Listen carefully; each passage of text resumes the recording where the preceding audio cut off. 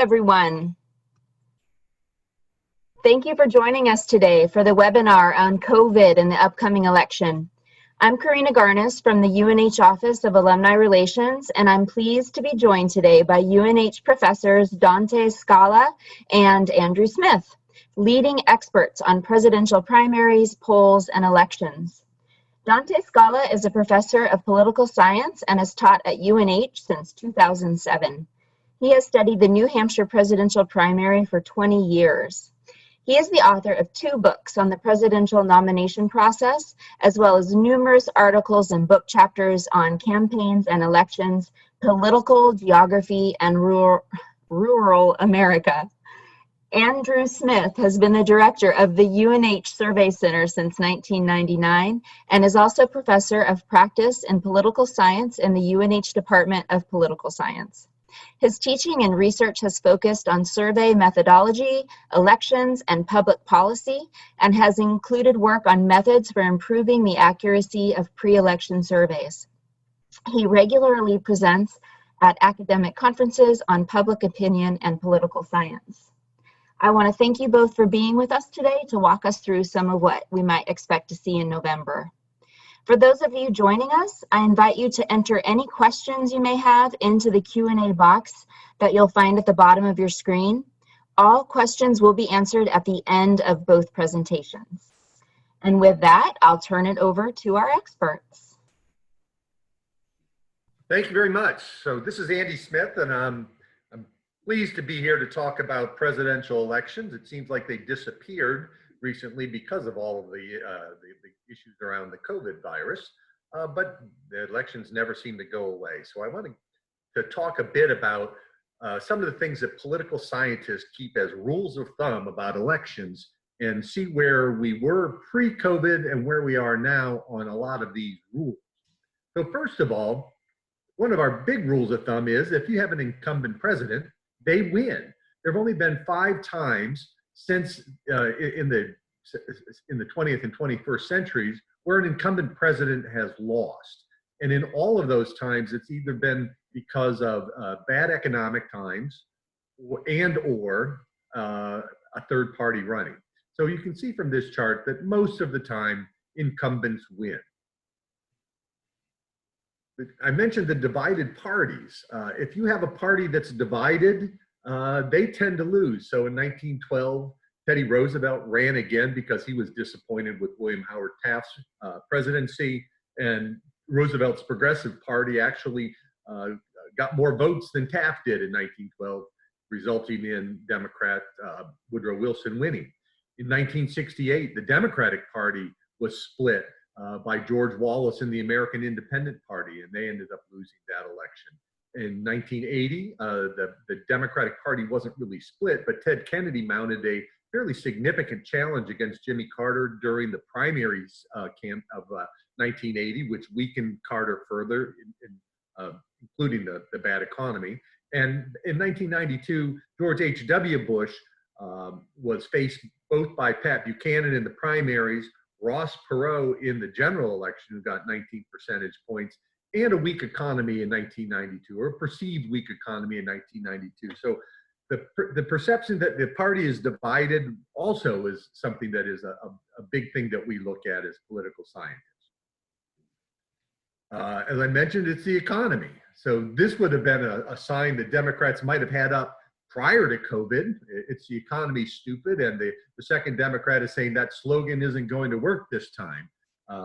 Maybe it will. Now, another rule of thumb is we like to, as a pollster, I like to look at the percentage of 46%. 46% refers to the job approval rating of the incumbent president.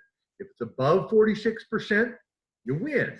If it's below 46%, you lose. And that's 46% at the time of the election, not in the summer, although summertime has a pretty good prediction as well. So this chart shows since 1936, since Gallup started doing these polls, the presidential approval rating of the incumbent president in June of the election year. And you can see that in 76, 80, and 92, the years in which presidents lost, that they were below that 46% line. 1948 with Harry Truman is a little bit of an anomaly. His approval rating was low in the summer, but it gained quite a bit in the fall. So by the time of the election, it was over 46%.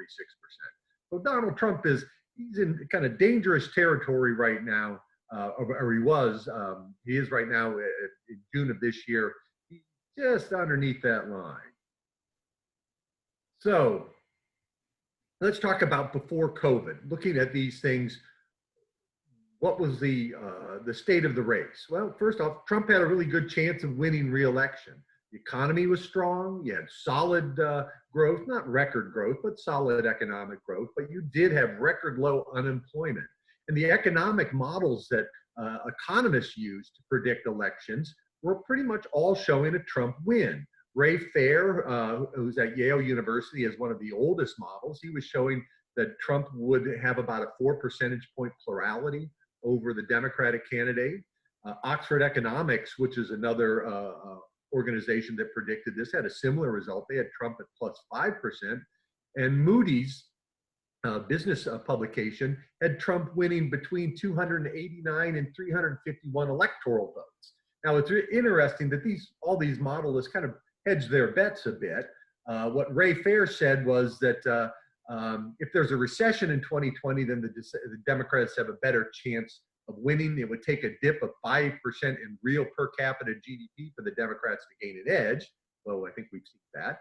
And the folks from Oxford Analytics said that unemployment would have to rise to 6.4% from the 3.6% it was. Well, we know that unemployment's gone way past the 6.4%. It's up to around 13% now. So these economic models were all based on indicators that certainly have turned south for Trump since the time they were in there. Before COVID, Trump's approval ratings were borderline, 46% approved, 51% disapproved, but they were very polarizing. You had very strong support among Republicans. 94% of Republicans approved of him. Only 7% of Democrats approved. So before COVID, Trump wasn't in a terrible spot. This political polarization is something I just want to say briefly that is a problem in the United States. It has been increasing, not increasing since Trump has been in office, but this is a trend that has been increasing for many decades now in the United States. And our parties now are very polarized. This makes for a very divisive politics, and it makes it very difficult for people to talk to one another often about politics. But it also means that the candidates have a little bit of a built-in backstop, so to speak, in that their parties, their partisans, people who affiliate with their party, are either going to vote for them or stay home. There are really not going to be too many people that switch over. That political ideology now has become so polarized. Before COVID, the Democrats were also in a little bit of trouble because you had progressives who were really dissatisfied with Joe Biden as a presumptive nominee of the party. Bernie Sanders had a fairly strong challenge again this year, like he did in 2016. But then we had the COVID bomb going off, and pretty much this has rearranged the political landscape of the United States. And now we have to re-examine some of those metrics that we looked at earlier to see where they are now. But first of all, the summary is the economy tanks. Trump got a minor leadership bump, but that dissipated quickly. And now Democrats are certainly newly energized in the wake of this, not just COVID, but the George Floyd riots and the Black Lives Matter movement has really energized the Democratic base in a way that minorities were not energized in 2016. So let's take a look at this. Well, you can see the unemployment rate obviously has gone through the roof.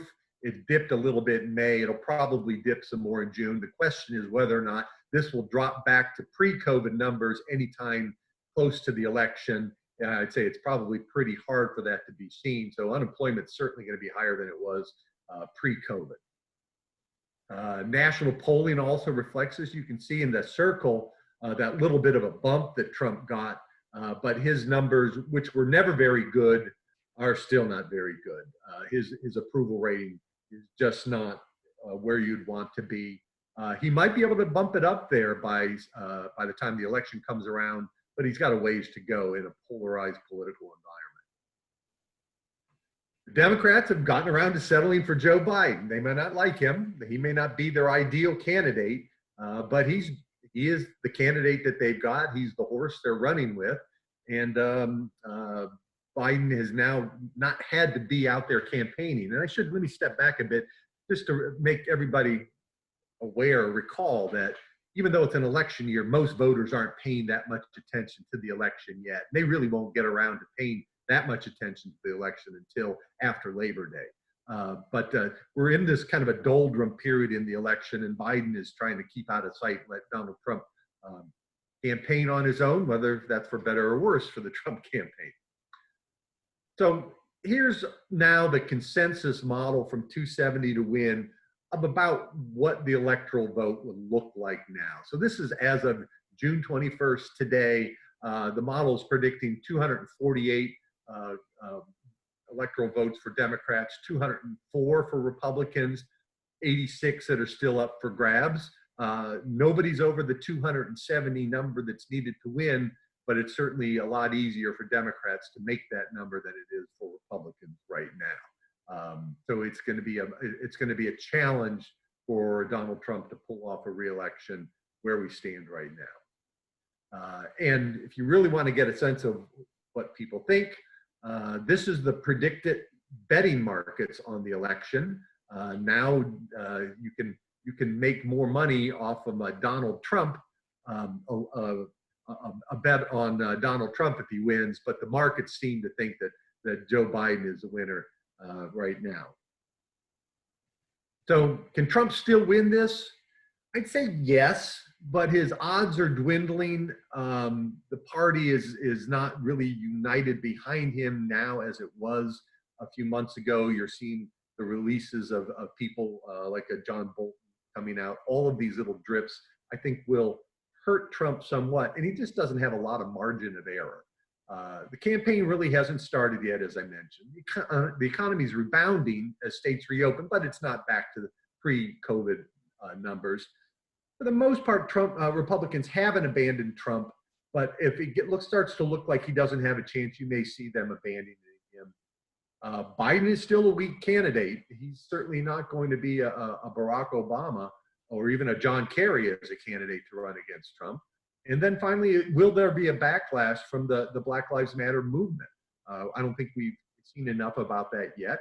But a thing to remember is, as a pollster, I'd want to say is that don't put your faith in polls that you see out now. If you remember back to 2016, Hillary Clinton was winning fairly easily in polling. But as you know, those things can turn around pretty quickly.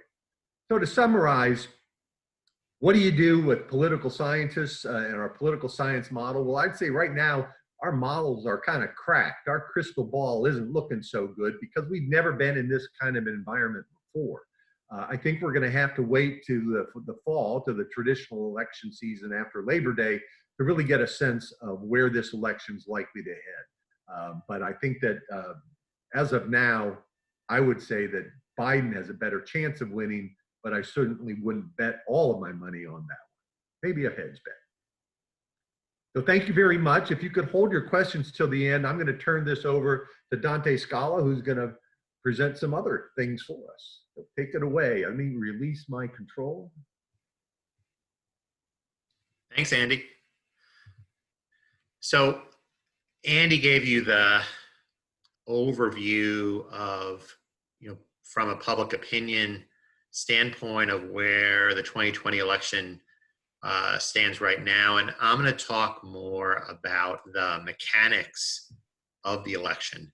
And, one of the things that strikes me about the last few months, besides the copious amount of time I've spent with my family and children in close quarters, is how much, even now, the daily mundane mechanics of life have changed, at least for now, because of coronavirus. For instance, I went to the supermarket yesterday, as I often do, to do the weekly shopping. And, in a lot of ways, the supermarket looks the same, but a lot of the mechanics of shopping have changed quite a bit, as you know, right? I had to double back to get my mask before I went into the store. How much social distancing do I practice between the person, the slowpoke ahead of me in the aisle who's looking over the 12 different varieties of tortilla chips? How long do I wait before I pass them by? All those sorts of things have changed. And the same is true for elections. If we just think about how the mechanics of elections occur, everything is going to be at least a little bit different in the upcoming months. So what do we know so far about coronavirus? And, I'm not an epidemiologist, but I can look at a map. This is from the New York Times, and it shows where, the latest outbreaks are occurring, where cases are increasing in the United States, and so forth. And right now, right, the South and the West, Arizona in particular, is especially hard hit. But if we look in the Northeast, which was, where we were a couple months ago, was a pretty bad place, but now things are looking better. Cases are decreasing and so forth. And so, although we describe coronavirus as a worldwide epidemic, obviously there are, you can think of it in some ways as there being very different local epidemics underway. And who knows what the map will look like in October into, the first week of November. Will it look like this? Will it look different? Will there be differing rates of case increases and so forth? All of that could affect the election. And then when you think about the mechanics of an election, what compounds all that is that all elections are local. And by that, I mean, even although we're voting in November for federal offices, such as President of the United States or U.S. Senator or Congressperson and so forth, who runs those elections for federal office as well as local offices? Well, it's some combination of state and local officials, right? I'll go and vote in my polling place where I've gone a ward in the city of Manchester. And so local officials work with, in New Hampshire, the New Hampshire Secretary of State, to make sure that elections run correctly. But just keep in mind, there's a ton of polling places across the United States, about, over more than 100,000 different polling places that have to be set up in order for elections to occur across the United States. And that involves almost 1 million poll workers. So it's a large operation that is, stood up in a given election year. And keep in mind that a lot of those election workers are people who are, at least as far as we know, more vulnerable to coronavirus, not less so, right? The U.S. Election Assistance Commission does a survey, and according to their survey, they got a significant amount of data about poll workers. About half are older than 60, a quarter are older than 70. So that's a lot of people involved who might be having second thoughts, even though they enjoy doing this work on a volunteer basis, let's say, or on a, maybe not volunteer, but they don't get paid a whole lot, but they may be having second thoughts this time around. Now, we're already seeing that the virus is affecting elections already. And, keep in mind that elections are not just about election day. Keep in mind voter registration. Here in the United States, we don't have automatic voter registration. But you have to, if you're of age to vote, you have to make an affirmative choice or decision to register to vote before you actually vote. And again, where is that handled? Well, we don't, as you know, we don't have national identification cards or national voter registration cards. that's handled on a local basis, right? If you move between now and election day, you're going to have to re-register in your new town or city. Where do you do that? Well, that takes place often at a public place that has been closed recently, right? You know, schools, for example. Or maybe you'd go to your DMV, or Department of Motor Vehicles, and in a lot of states, that's where you could do voter registration as well. Well, those have been shut down. And so what we've seen is that in the spring, the number of new registered voters is down precipitously compared to 2016 in the state data that was available. And one big question to think about is, will that have an effect on overall voter turnout in November if people aren't able to register early?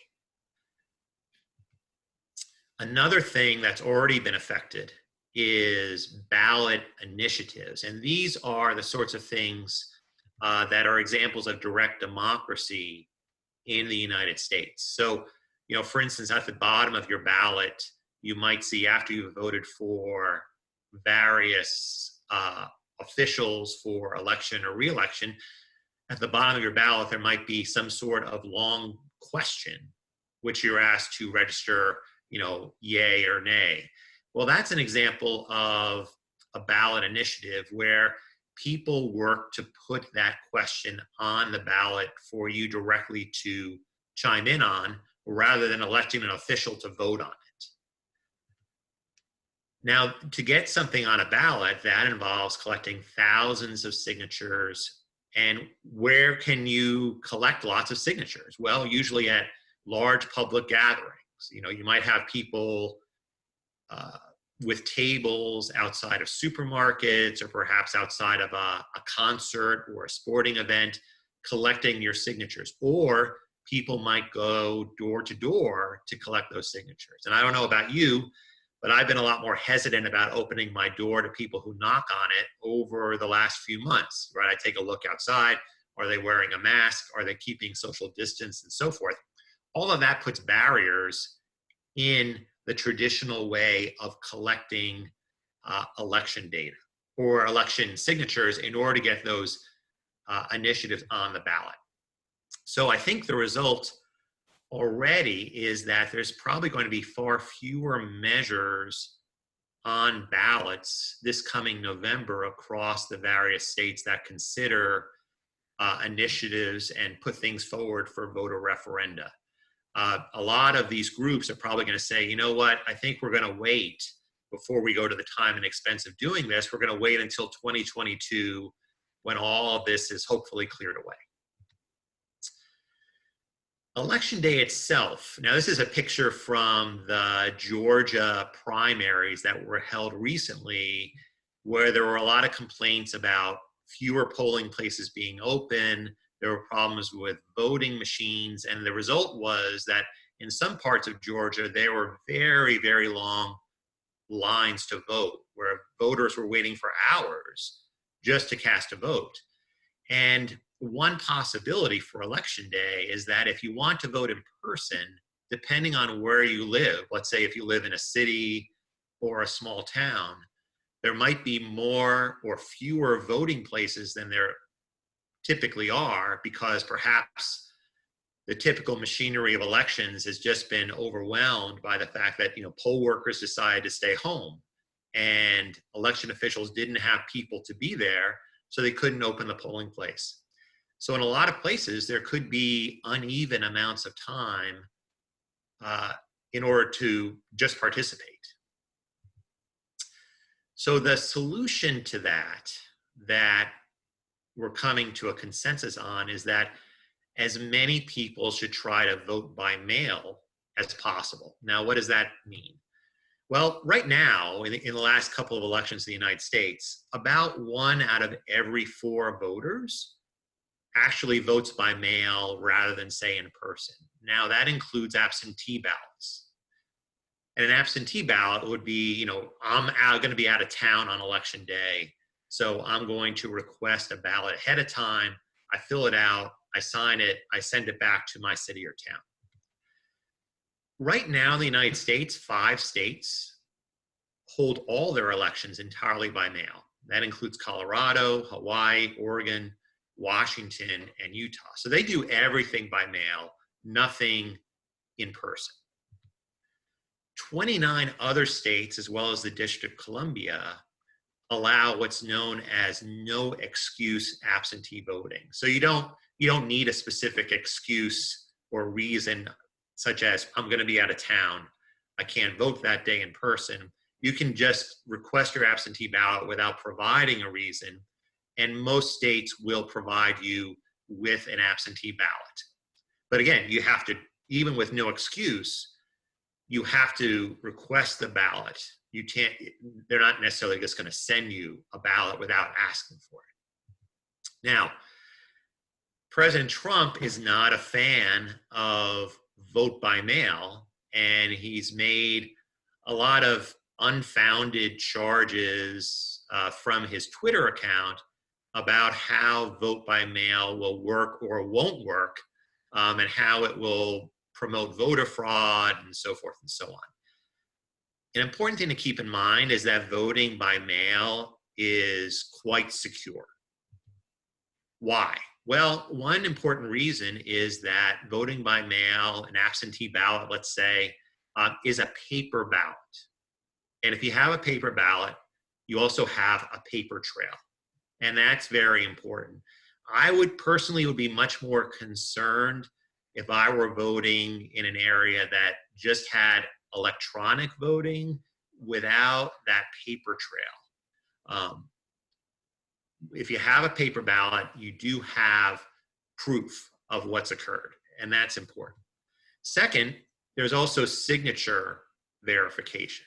So if I'm voting by absentee, I have to sign that absentee ballot, and my signature can be matched against my signature that's on file. So that raises some issues from the voter's perspective.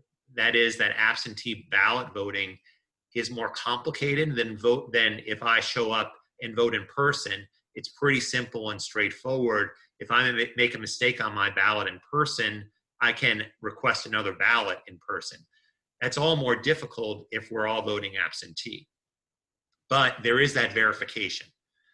Last but not least, if people vote by mail, it allows states to spread out the workload of examining ballots. So that allows for more scrutiny, not less, of the whole voting procedure. So that's important. One thing to prepare ourselves for is the real possibility that it's not going to be an election day as is normal. In other words, there's a very good possibility that because a lot more people will be voting by mail, we're not going to know the results of the presidential election, or perhaps, U.S. Senate elections, all sorts of elections. We're not going to know that night. Now, we all tend to be impatient when it comes to election results. If you remember back to the Iowa caucuses, remember that back in the winter? That seems like 100 years ago. But remember the Iowa caucuses, there were delays in the election reports out of Iowa, and the media went ballistic, right? I mean, Wolf Blitzer and Anderson Cooper on CNN became increasingly ill-tempered as the night went on and no results were coming in. That doesn't mean that the results from Iowa were fraudulent or miscounted necessarily, but they were just late in coming back because they had problems. And because there wasn't a lot of transparency around the process, there were a lot of questions. I think we have to be, one watchword for election day is we're going to have to be patient.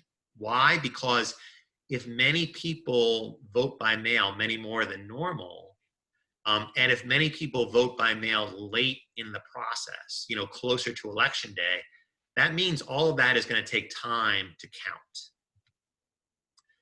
So, for example, in the California primary, which was held a couple months ago, there were about 6 million people who voted.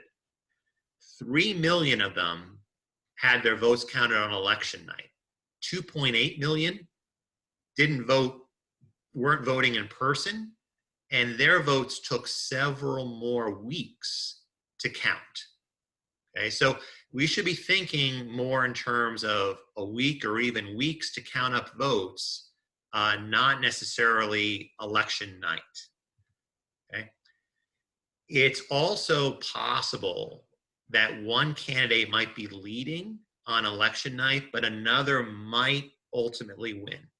Why do I say that? Well, there are several states, you know, California, I think we can chalk up in the Democrats column already, knowing how the state tilts Democratic. But Pennsylvania, Wisconsin, Michigan, New Hampshire, they're all swing states, and they've all made it easier to vote by mail this time. So it's very possible that we could have a swing state with a close election where votes are being counted for days after election night, where it's really up for grabs. And in addition, we have states like North Carolina and Texas that are going to accept ballots that are postmarked, right? They're postmarked on election day. So that means the ballot might not even get to election officials for a couple days after the election. Those ballots count just as much as ballots that are cast on in person on election day. So if it's a close election, election night returns might matter a lot depending on where they're coming from. You know, because different parts of a state, even a state as small as New Hampshire, have different political and demographic profiles. So let's say, you know, in a typical state, if the rural areas come in first, you know, from small towns, they're probably going to lean Republican toward President Trump. If returns from cities come in earlier, the early returns will favor the Democrats, will favor Joe Biden. But that could change when votes from other parts of the state come in. So we're all going to need to be kind of patient, but also mindful that the early returns might not be indicative of the final returns. So two things, I think two pieces of advice to keep in mind. One is, as I wish I'd come up with this, but as someone put it, we need to flatten the curve, not just with staying at home, but we need to flatten the curve electorally speaking by, if you're going to vote by mail, vote early if you know how you're going to vote. That way it spreads the load for election officials who have to do things like, you know, remove the ballots from the envelopes, stack the ballots, match signatures. All that takes time. So if you know how you're going to vote, don't wait till the last minute. The second thing is, don't be a sucker. And by that, I mean, if you're watching election night returns, don't be taken in by whichever, you know, if you watch a partisan media outlet, don't be taken in by what they say necessarily, because there's going to be this temptation by people who should know better, but perhaps are being paid or have the partisanship to do otherwise. People should know better than to make a lot out of early returns, but people will do it anyway. Don't be a sucker about it. Be patient, spread out where you're getting your news from so that you're aware that the final returns might not be indicated by first returns, and that we all need to be patient. Everything will work out, but we need to be patient. And with that said, thanks very much for your attention, and we're open for questions. Great. Thank you so much to Professor Smith and Scala for their presentations today. They were very insightful, and I'm already feeling a little bit nervous about everything to come in November. I will start with questions. If anyone has any additional questions, please feel free to enter them into the Q&A box at the bottom of the screen. And our first question today, please comment on the allegation that there are hidden Trump voters who either won't talk to pollsters or deliberately mislead them. I'll field that one. Being a pollster and being I would say a victim, but seeing this happen, there is research, particularly in 2016, that Trump voters were significantly less likely to want to talk with a reporter. And there's some evidence that that's going on today. The theory that's behind that, it comes from a woman named Elizabeth Noella Neumann, and it's called the spiral of silence theory. And that is, if you believe that the candidate that you favor is not the popular candidate, or is not the candidate that your friends like, you're less likely to talk about them. You're less likely to put a bumper sticker on your car or have a yard sign. And you're also less likely to tell a pollster that you're going to vote for that candidate. You may not answer the phone at all or not respond, like seems to have happened in 2016 in many places. Or you might say you're undecided.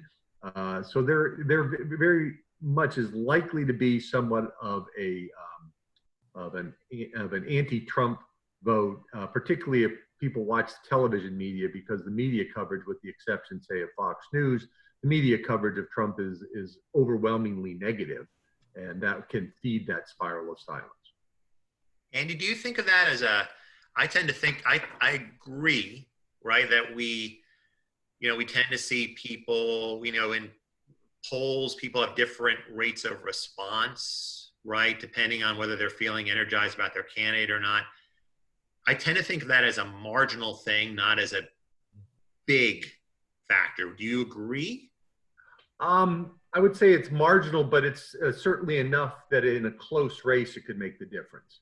So 3-4 percentage points, it could very well be, but we're in a country that's so evenly divided on elections. Missing that 2 or 3 or 4 percentage points in polling can make all the difference. As we, I mentioned in 2016, African-American turnout was down by a couple percentage points from where it was in 2008 and 2012. And that was all that was needed really to throw states like Michigan and Wisconsin and Pennsylvania to Republicans, that decline in turnout. So I think those small changes in various states could be enough that could make that could add up more significantly in the electoral college count.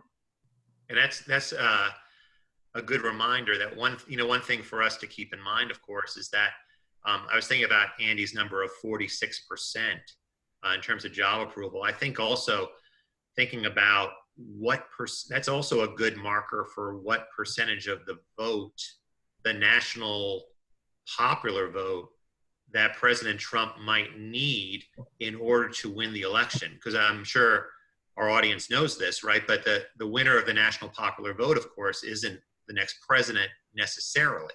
Often it is, but twice in the last 20 years, it hasn't been. That's because we have an electoral college in which states have certain numbers of electoral votes and states vote separately and all that.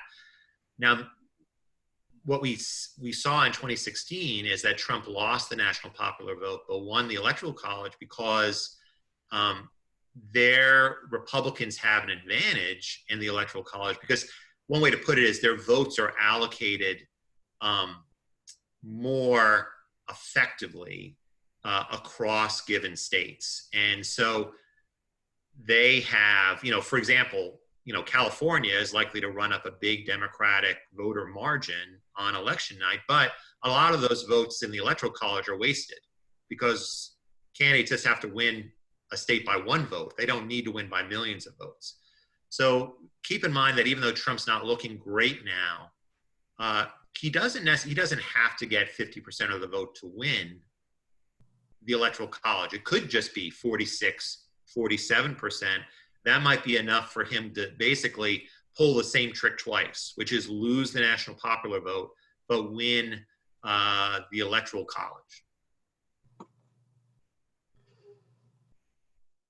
Okay, thank you, Dante and Andy. Next question.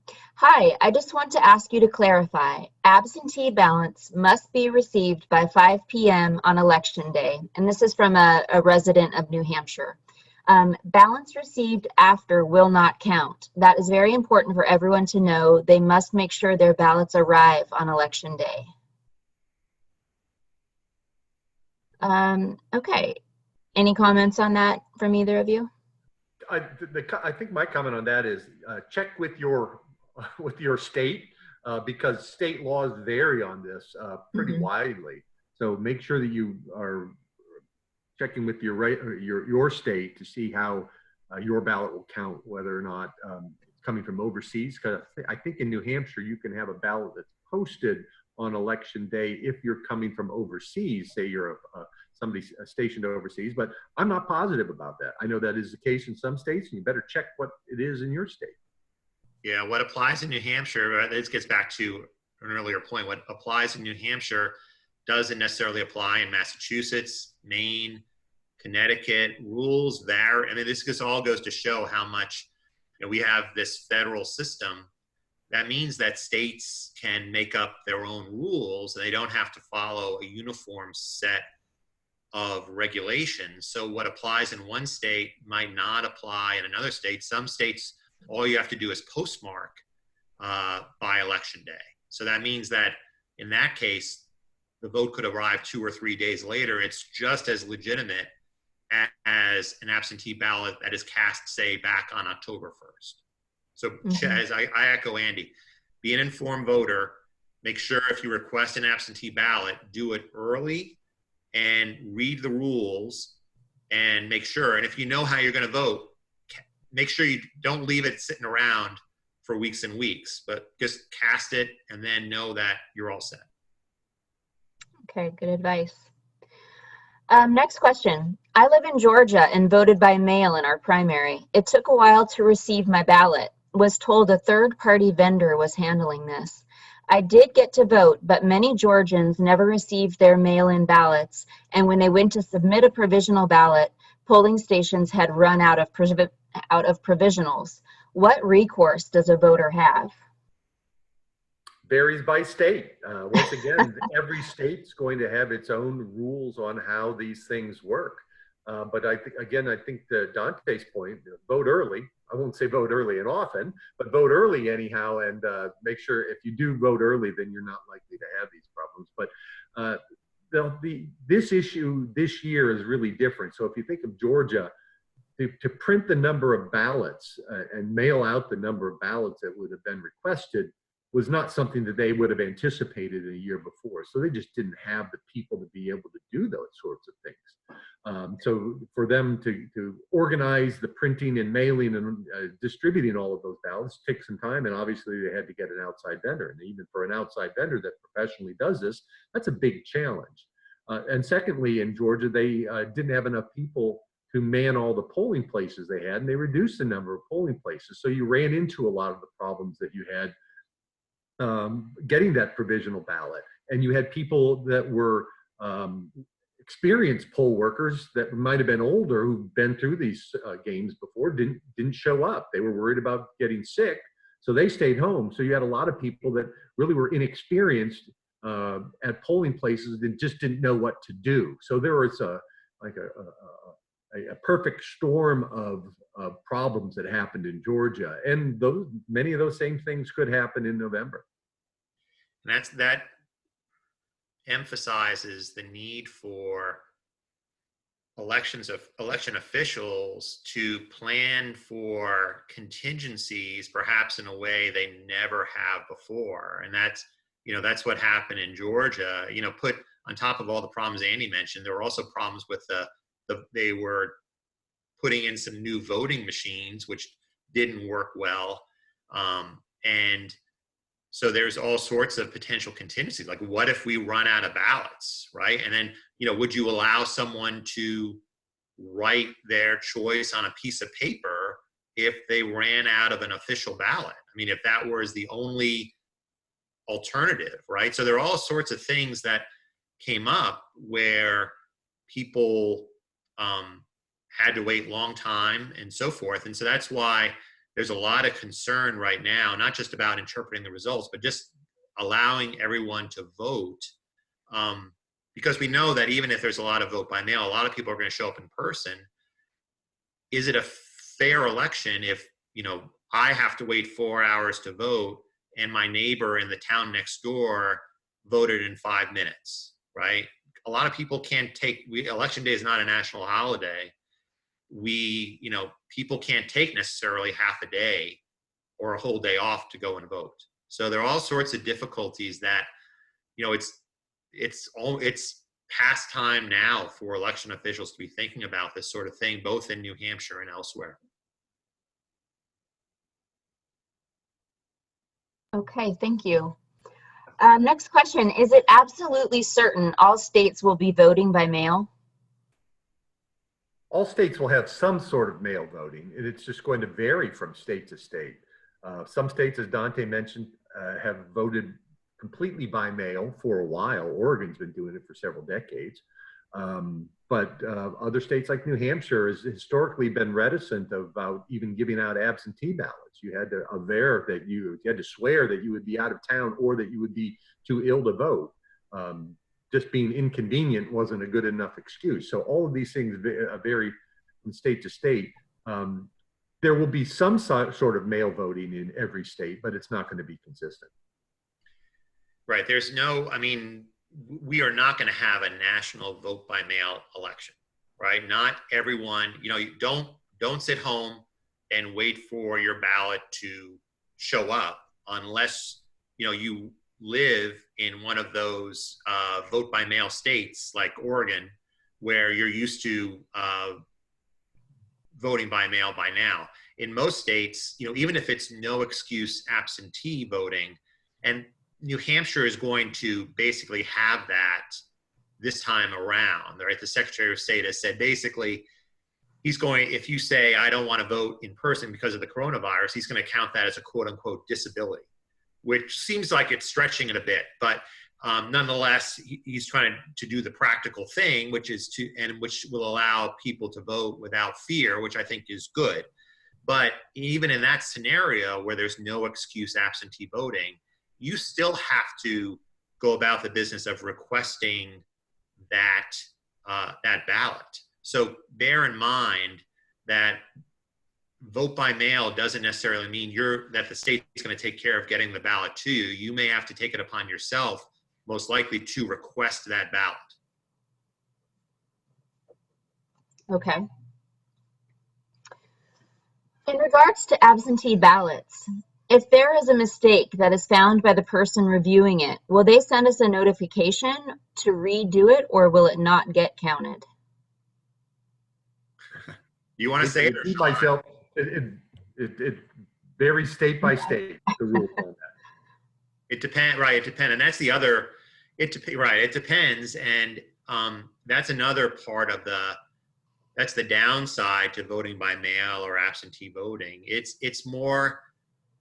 It puts more demands on the voter, right? And you have to do a lot of it by yourself. Like you have to follow a set of instructions. Now, I say that, and you might be thinking, well, here's a professor thinking most voters are dumb. No, I'm reasonably smart. I'm terrible at following instructions, as anyone in my family would attest, right? It's easy to get instructions wrong. And you have to follow a set of instructions. Like what if I seal my absentee ballot but I forget the signature, right? I just forgot that day, I was busy. All those sorts of things could happen.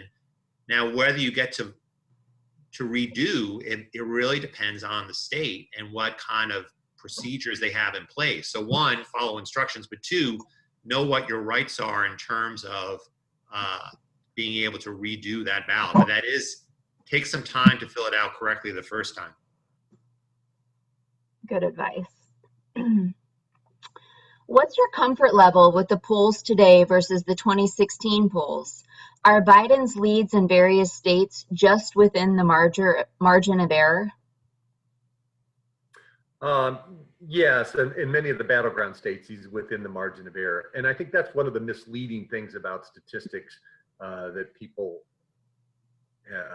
miss, and many journalists still don't get this. If you look at a poll's margin of error, for the lead to be outside of the margin of error, or to be a statistically significant lead, you essentially have to double the margin of error. So if a poll has a margin of error of 5 percentage points, plus or minus 5 percentage points, well, a candidate has to be leading by more than 10 points in that kind of a poll for that lead to be a significant, statistically significant lead. So be careful when you look at that. One of the other bigger problems that we're facing as a whole industry in polling is a decline in what we call probability samples. Polling is only mathematically justified if you take a sample that was drawn at random from the overall population. The problem is that either in-person probability samples or telephone probability samples have become extraordinarily expensive these days. And many, many polling organizations are moving to essentially non-probability samples, samples that they just get from people that sign up on a website to be included in the polls. And there's no mathematical model that justifies inferring the results of a poll that's drawn with a non-probability sample back to the overall population. But because they're so cheap, and the press is happy to publish things if it's cheap, frankly, to the press, a number is a number is a number. They don't really care. We've seen a proliferation of non-probability polling, and you should just be extremely dubious of non-probability polls. Now, some web surveys are probability-based. We do a probability-based survey at UNH, but again, they're more expensive and harder to manage than the non-probability surveys. Comfortable. Okay, so if the election were held today, which of course it's not, but if it were held today, I would be comfortable thinking that Joe Biden would sweep most of the so-called battleground states. I say that because, not because of what state polls are showing, but because of what the national polls are indicating, right? If you have, Biden is leading national polls, 7, 8, 9 percentage points ahead of Donald Trump. That indicates that he would do very well in the Electoral College as well as nationally. And why do I say that? Well, we can look back on the recent history of various states and see that most states tend to vote in a predictable pattern over time. So take New Hampshire, for example. We've been a swing state really dating back for a quarter century. And we've had a slight Democratic lean, maybe up 1 percentage point or 2 since 2004. So New Hampshire, doesn't change, like most states, doesn't change a lot from election to election. We're not going to become like Massachusetts overnight, and we're not going to become like Utah overnight. In other words, very Democratic or very Republican. So Biden leading Trump by 8 percentage points, that means he's going to win most, if not all, of the so-called battleground states that basically we call them battlegrounds because they tend to be, swing or very close to how the national election is swinging. So that's an important thing to, keep in mind, is that you can look at the national polls and make some suppositions about how the states are going to vote. Now, of course, if it, by November, it's certainly possible that that margin could narrow. It might not, right? But it could, in which case, all those factors that Andy talked about as far as margin of error goes, obviously have a lot more play. Okay, it's a lot to think about. In October 2016, when Clinton had a lead in the polls, I heard Andy say the election was Clinton's to lose, which she did. What does Biden have to do to lose? Also, could this come down to just a few counties? And it did in some ways in 2016. Yeah, in 2016, the Clinton campaign, in retrospect, made a series of strategic decisions that were not very smart. Trying to run up the score in California rather than spend money in states like Wisconsin was a bad idea. Stopping actual polling 30 days before the election in most states was a bad idea because they really didn't know what was going on in those states. The Biden campaign could very well make a lot of the same mistakes. One of the problems that you have with any campaign, you get smart people in there that are convinced that they know they've got the secret sauce that's going to win the election, and they get everybody else to start to believe that, and they don't pay attention to some of the metrics that are out there, and they make bad decisions. Joe Biden is also a candidate whose performance on the stump, shall we say, is somewhat erratic. It was during the primaries, and it could very well be in the general election as well. So I think to say that it's Biden's to lose may be a little bit of a stretch, simply because incumbents typically win, and the economy is likely to improve fairly significantly between now and November. But there's certainly a number of factors, both internal within the Biden campaign, that they have control over, and things outside of the campaign that they don't have control over that could go wrong and result in a Biden loss. But I agree with Dante. The election, it's if you had to bet right now, I think the betting markets are probably right, where it's like a 55-45 margin that they're giving that to Biden. I would make the case that Joe Biden is in a better position today than Hillary Clinton was 4 years ago. And I would say that for a couple reasons. One, I'm going to flip the question on its head. This election is fundamentally different than 4 years ago because there is an incumbent. And so, in other words, it's really Donald Trump's election to lose. It's not Joe Biden's election to lose. And I say that because elections where an incumbent's involved are first and foremost about the incumbent himself. And voters are typically thinking about it in terms of a referendum. You know, should he stay or should he go? And that's a big issue for the president right now. And it's a fundamentally different election that Donald Trump faces than 4 years ago. 4 years ago, there was no incumbent. We tended to say Hillary Clinton was the incumbent, but obviously she was a different candidate than Barack Obama. And in some ways, Clinton had the worst of both worlds. In some ways, she was running for Obama's third term, and that's typically a difficult thing for a party to do, win 3 elections in a row, because people get tired of one party and want to switch. But then also, Clinton, of course, was very unpopular. And I know, looking back, one of the things I didn't recognize as much as I should have was, as unpopular as Donald Trump was 4 years ago, Hillary Clinton was also deeply unpopular. Look at Joe Biden's popularity ratings right now compared to Donald Trump's, compared to Hillary Clinton's 4 years ago. He's in better shape, right? People don't, even though we are in a very polarized time, people generally like him better than they did Hillary Clinton 4 years ago. I also would, and here I'll disagree with Andy a little bit, I think actually the Democratic Party is more unified than it was 4 years ago. Compare how well, for instance, Joe and Bernie are getting along right now compared to 4 years ago. Remember, 4 years ago, Sanders and Clinton were fighting it out till the very last election, the very last primary. There was all of the problems at the convention. There were all sorts of course, you know, with the revelations of emails and so forth, there was all sorts of tension between the Sanders group and the Democratic Party and Hillary Clinton.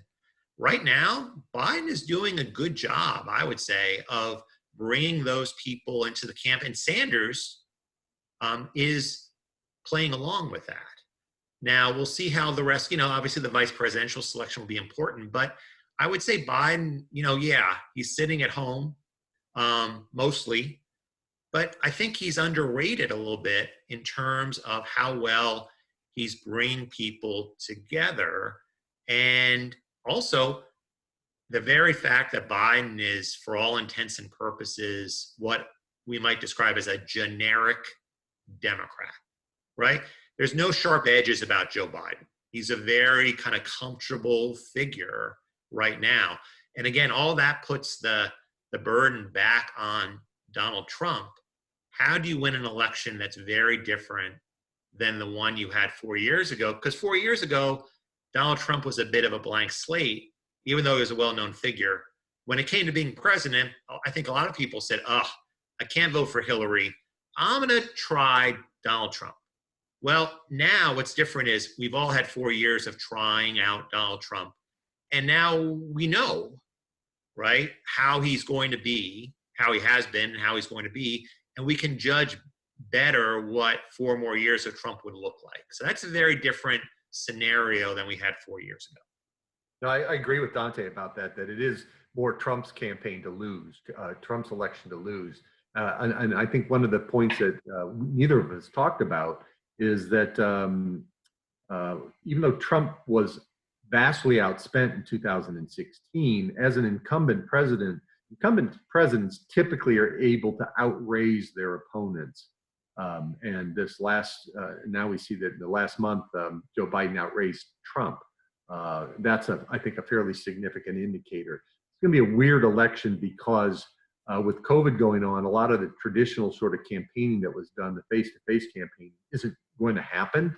And we'll see how that drives expenses. It may drive expenses up a lot because people are going to be more reliant on media and media purchasing than they had been in the past. And Trump, for example, did very well with his rallies, and both because he was able to get a lot of people in one place, but also get a lot of earned media coverage of those rallies. He's not going to be able to do as much of that as he was in 2016, I think, as the Tulsa rally on Saturday indicated. Right. I see that we are now 5 minutes past 1. If Professor Scala and Smith don't mind taking just a couple more questions. I see some people are starting to log off, but we still have a good number of people on. So I'll ask maybe just a couple of more questions if you don't mind. Sure. Next question, is there one bellwether state that could predict the electoral vote?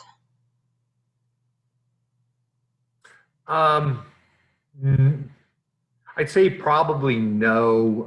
If I were to look at one state, and I'm from Ohio, I would say Ohio. Ohio is an interesting state because no Republican since the Republican Party has existed has won the presidency without winning Ohio. That's one indication, and it's pretty demographically similar to the country as a whole, and economically similar to the country as a whole. It has rural agricultural spots, and then it has big urban cities with big industrial cities. So that would be the one state I would look at. Okay. I guess I would go a couple of states. I mean, I would go Midwest as well. I think I would think that Wisconsin might be more of a bellwether than Ohio this time, given what occurred 4 years ago. I mean, Ohio will be interesting, Andy, to see if Ohio goes back to bellwether status, because it surprised me 4 years ago how strongly toward Trump the state went. And in part, that was because we saw this big, in terms of not how cities voted, but how rural areas voted. There were a lot of areas where Obama did well and that flipped to Donald Trump in 2016. I would pick Wisconsin. Another state I think to keep in mind is Arizona, and where you see, again, typically Republican state, but you're seeing the Senate race there where the Democrat is doing very well against the incumbent. You've also got, obviously a lot of, Latino voters there and so forth. So I would keep an eye on, Arizona and Wisconsin would be my two. Okay. Next question. What is the likelihood of polling machines not being distributed evenly between the suburbs and cities? In other words, according to population, will polling areas be fairly distributed? According to population, no, but that's not what the secretaries of states and local elected officials rely on. They look at past voting histories in precincts and wards across their state and distribute the machines that way. And that's one of the things that happened, say, for example, in 2008 in Ohio, in African-American communities, there was significant lines because they hadn't anticipated that the vote would be so strong in those areas, and turnout was much higher in those areas. So they didn't have enough machines. Those sorts of things happen. There's likely to be those sorts of things this time again, because secretaries of state and the other election officials rely on past practices largely, and those things don't always play out. It's a real concern. I mean, we're already we've seen in various primaries, these disparities in voting times, and we see them play out along these kind of urban, suburban lines with all sorts of racial disparities. Again, thinking about fair elections and so forth, how is it fair when, someone in one town can go in and out to vote in 10 minutes and another person has to wait, half the day in order to vote, right? Wait until 10 o'clock at night to cast a vote. I mean, I get that election officials are in a difficult spot. They are not always well funded in terms of elections and so forth. And one of the worries I have about coronavirus is, much as it's exposed a lot of the problems in how our government functions at all sorts of levels, that it'll expose problems at the local level in terms of our election machinery. And the worry is that, if polling places are closed in cities, that's going to have an uneven effect, right? It's not going to fall on all voters of all races evenly, but it will fall unevenly. So that's, to me, a significant concern if polling places can't be opened. And then also, machinery breakdowns and all the rest, all of that is going to be placed on a great amount of strain. And again, there's not, a lot of that's left up to states to figure out. It's not like there's a federal agency in charge of election machinery, but all of that is at the state and local levels. To that point, it's not just the big cities, the big urban areas or the suburban areas. New Hampshire has, I think, both the largest and the smallest voting precincts of any place in the country. So we have great disparities even within New Hampshire, where you've got some towns that have very, very big polling places. I'm thinking of Bedford, for example, is one of the largest. I think Londonderry is another very, very large one. And then you've got some places up in the northern part of the state where you've got a half a dozen to a dozen voters up there. So they can, in a place like Dixville Notch, you can open the polls at midnight and be done at 12:05. So those disparities exist not just in terms of racial disparities in urban versus suburban, but even in a state like New Hampshire, there's great differences. Yeah, one of the funny wrinkles about New Hampshire, of course, is that we have cities, right? We have about a dozen cities, and but some of them are smaller than towns, right? So, but those cities, because they're cities, would have wards, right? So you could, like the first ward of Manchester or the second ward of Nashua.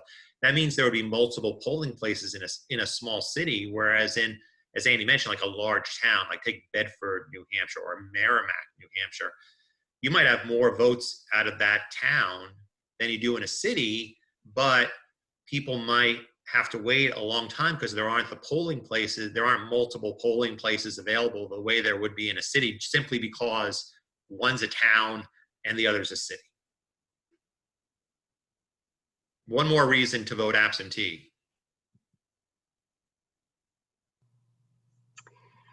Okay, next question. I think I know what your answer is going to be already. Can the polling places turn you away for not fully complying with the CDC guidelines in place? I think it's going to depend on the state. think it depends on the state, probably down to the town. Yeah, I would be surprised if, I mean, certainly wouldn't be the case that I would think that federal, I mean, there's no federal law or something like that, right? I guess it would be left up to individual areas to decide that sort of thing. But again, think about kind of a socially distanced voting line, what that would look like. And just are people going to be, by November, are people going to be comfortable waiting inside an indoor area like a school auditorium without a lot of ventilation in very long lines? And if there aren't very long lines stretching out the door and down the block in November in 40-degree rainy weather. I mean, that's a difficulty too. I'm going to take two more questions, you guys. Okay. The Russians interfered in 2016 and are reportedly doing so again. There is some talk that other countries are getting into the game. Where do you see this going? Countries have interfered with each other's elections as long as there have been countries. And I think that it's going to continue. It's a kind of a part of the statecraft that goes on between countries, the conflict that goes on between countries, and we do it as well. And it's going to continue. And it's probably going to get worse as we get more reliant on digital media and digital platforms to have our voting. I think that's one of the things that's helpful in New Hampshire is that all of our polling places are not connected to one another, and they're not connected to the internet. And you've got paper ballots to be able to track things back. So it makes the actual manipulation of the vote itself more difficult. But certainly just trying to manipulate public opinion is something that's been going on forever, and it's absolutely going to happen this election. Mm-hmm. Yeah, I would make draw a clear line between those two things that Andy mentioned. One is, as far as, what do we mean by interference, right? One thing, as Andy mentioned, right, is, trying to manipulate people's attitudes by, fake Facebook accounts and that sort of thing, right? I agree. I think that sort of thing is, even though social media corporations are more aware this time, I'm sure some of that is going to find a way in. But that's something very different from foreign countries actually manipulating election returns themselves, right? That evidence of that we don't have, right? That's something completely different. So, and oftentimes in the media, those two things get, in commentating, those two things get collapsed, but they're two very different things. Okay. Next question. Why can't we vote via the internet? Voting by mail seems really boomer-esque. You're asking two boomers that question. If mail lends itself to fraudulent or potential fraudulent voting, the internet opens up a whole other can of worms in stealing data, manipulating data, blocking data, copying things. Secure internet, if anybody's works in IT, you'll know that it's an extremely difficult thing. The University of New Hampshire gets tens of thousands, if not millions, of attacks a day on its servers. And imagine what that would look like during an election if people were voting electronically. Yeah, I mean, it's, as I mentioned before, vote by fraud in terms of vote by mail is minuscule, right? And that kind of fraud is easily found out, right? I mean, there was a congressional election in North Carolina recently in which the Republican used fraudulent methods regarding, those sorts of ballots, and it was found out, right? Why? Because there's a paper trail, and that to me is very important. One, for the reasons Andy mentioned. Granted, we do all sorts of things electronically, like giving our credit cards to corporations in order to buy things and so forth, that were we wouldn't have done a decade ago, but there's still an awful lot of, fraud that happens in transactions. And I don't think we're there as far as having that kind of verification. But then secondly, again, where's the paper trail with the internet that you can have with an old-fashioned paper ballot? And psychologically speaking, I mean, we all know how many conspiracy theories are floating out there. Imagine how easy it would be to have those sorts of things with regard to internet voting, again, where there is no paper trail. Right. Okay. So we have one more question. Do you guys, I would hate for it to go unanswered. Do you guys mind? Well, Go ahead. here, I guess. We have one more question that came in before 1 o'clock. If you guys don't mind, I'm just going to read it. What are your thoughts on the impact that the recent relationship between science, politics, and society will have on the 2020 election and policy world? Can you repeat that one more time? I can. Hold on 1 second. What are your thoughts on the impact that the recent relationship between science, politics, and society will have on the 2020 election and policy world? I don't know if we have enough time to answer that or actually going to know where it's going to go, other than the election will have an impact of all those things, and the things that we've seen with the coronavirus and how that's stacked up people's behavior and their attitudes towards science have stacked up on partisan sides. That's become a partisan issue. Make me think that we're likely to see more of that going into the future. I mean, I'm hopeful that, I tend to wonder a bit about, you see in the media this narrative of red states and blue states when it comes to attitudes toward the coronavirus. And we do see some evidence that, mask wearing in particular has become a bit politicized. Mm-hmm. And yet I'd like to strike a optimistic note on our way out the door that, we do see, both in polling and, in personal experience, that people are adjusting their behaviors to follow scientific recommendations and public health recommendations. So I'd like to think that all's not kind of lost in that regard. One reason people say that Trump's attendance at the Tulsa rally this past weekend wasn't what it could be was because actually, even in red states, people are taking heed of public health warnings that maybe this isn't the best time to be screaming inside in an indoor auditorium. So perhaps it's the case that, despite all the polarization, that people, if they're given clear guidance, that they're, kind of willing to use common sense and follow that guidance and follow what experts have had to say. And so hopefully what we'll see coming out of this is, experts will be taking, not necessarily political experts, but science experts will be taken a little more seriously. Excellent. Thank you both. Thank you so much for your great presentations. They were very insightful, and for hanging on with us for almost a half an hour longer than we expected. It was obviously a topic that people had a lot of interesting questions on. So again, I want to thank you for your time today, and I would like to thank everyone who joined us and who's still hanging with us 20 minutes after the end of the webinar.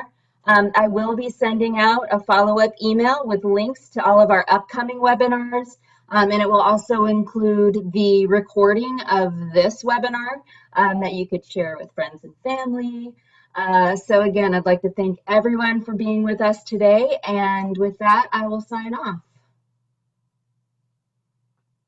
Take care. Thank you.